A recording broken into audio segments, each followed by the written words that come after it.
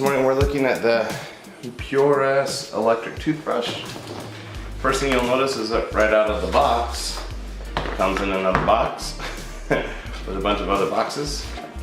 So we've got the components in one box, we've got our user manual. So let's go ahead and put the attachments out first.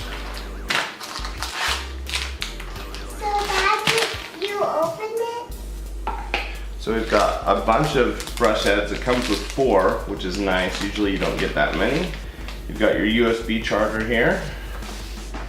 And then out of the toothbrush box, oh, well that's handy. It comes in a nice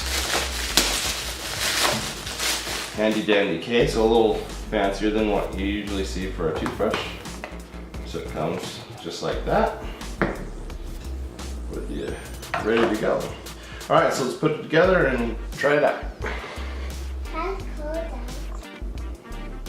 All right. All right. So this morning we're looking at the Pure S or Pure 5. I actually can't tell what the difference is there, Pure S or Pure 5 sonic toothbrush.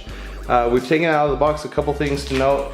It comes with 4 attachments and you've got space in the case for 2 of them, which is nice. So I opened to 2 and then this fits in, which is pretty handy. When you get the top on, it's pretty simple like any other sonic toothbrush. You turn it on, you just push once for your standard clean mode, and then if you keep hitting the button, it'll go through the other various modes.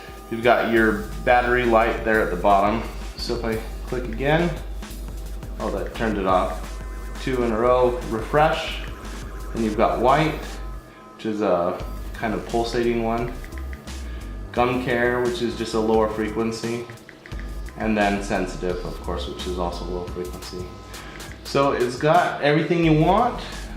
It's at a really affordable price, so click on the link if you want to grab one or if you want to look at the Amazon reviews. All right, and there you go.